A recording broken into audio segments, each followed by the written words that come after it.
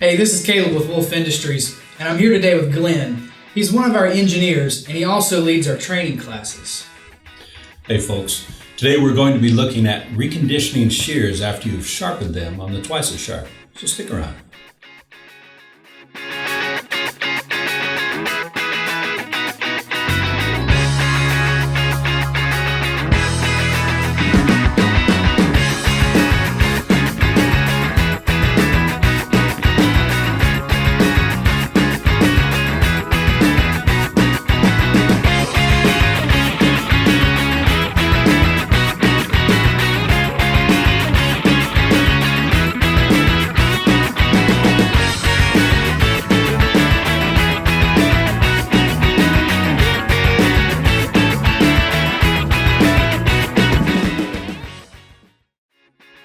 So we've looked at how to sharpen on the Twice as Sharp and a few ways to test sharpness. And I'm going to link to those videos below if you haven't seen them yet. But sometimes you'll run across situations where the shears need a little more work than just sharpening. So we're going to look at a few common issues you'll find out in the field. We're going to focus on areas such as the tips, proper tension, set, and when the shear is just too far gone. There are a few accessories that will help make this work easier. We use screw pliers, dual lens magnifier, brass hammer, brass set adjusting tool, scissor press, and an anvil block. Alright, so first up are the tips. If the tips don't meet and are spread apart, this will affect the operation of the scissors. If you're working with plastic or rubber handles, you can use the sharpening wheel on your Twice as Sharp to grind away a part of the bumpers on the handles like this. Remember, less is more. You can always grind away more, but you can never add material back. And if you're working with all metal forged shears, use a brass hammer and an anvil block. Take it easy, make slight adjustments by tapping the handle. You want to bend the metal just enough to get the tips to cross properly. If you use too much power, you'll bend the handle too much, your tips will cross too far and create a cutting hazard. And please, note this does not work for cast shears. For cast shears, you will grind a little here on the bumper. Sometimes the length of the tips won't match up, or one or both become too pointy and become a stab hazard. You can close the tips and grind them down on the sharpening wheel of the Twice as Sharp. Don't grind too much or put too much pressure into the wheel. Then you'll need to hone the back of the blade tips to remove the burr. Do each one separately, and rotate like this to reshape the tips. Next, we want to take a look at set. A pair of scissor blades are kind of like springs, and there's a tension between the two blades. The set in the scissor is what transfers the pivot area's tension down the length of the blades to the tip. That way, there's a consistent blade tension. If you hold the shear up to a light source, you should see the light shine between the blades. Slowly open and close the blades, and you should see a single point of contact run up and down the blades. If you see any flat areas or places where it doesn't touch, then you probably need to work on the set.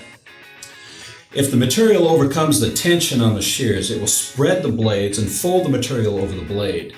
If you know the blades are sharp and there's no damage, then you probably don't have enough set in the scissors. We use our brass set adjusting tool on our production floor. You find the dead or flat spot in your blade, place your blade into the tool right before that spot, and then just tweak the blade ever so slightly to get that spring tension back into the blade. This is another one of those less is more moments. It is much easier to make small adjustments up to the point you need than blowing it out and having to undo what you've just done. And another element of proper function of a shear that may be causing issues is that the scissors don't have proper tension. The pivot hardware tension needs to be tight enough to maintain proper function all the way down to the tip. If the scissors are too loose, then the blades will spread apart and the material will fold over it. This is one of those things you'll have to feel when you're test cutting. You can also do what is called a free fall test, where you open the scissors and just let one handle drop. If the handle drops all the way down into the closed position, then the pivot tension is too loose. On industrial shears like these, you don't want the handle to fall. Yeah, a lot of times people will think that the looser the scissors are, the easier it will be to cut. But they're actually having to apply much more hand pressure to the cut and making the job harder on themselves. You can adjust pivot tension with set screw pliers if the pivot hardware has a screw head. Using the pliers helps prevent damage to the screw head. This tool is ideal for grooming and beauty shears and smaller embroidery scissors. And if your industrial shears have a lock nut, just use the correct sized wrench to loosen or tighten the nut. Lastly, the shears will get to a point where too much life has been sharpened away. A shear with good quality steel, like our Ergonomics shears, will last many sharpenings, but eventually you will need to tell the customer this shear needs replaced. Our general rule of thumb is to replace a pair of scissors when 1/3 of the blade has been sharpened away. This is one of our shears that was used in a poultry plant and is a good example of when it's time to get a new pair.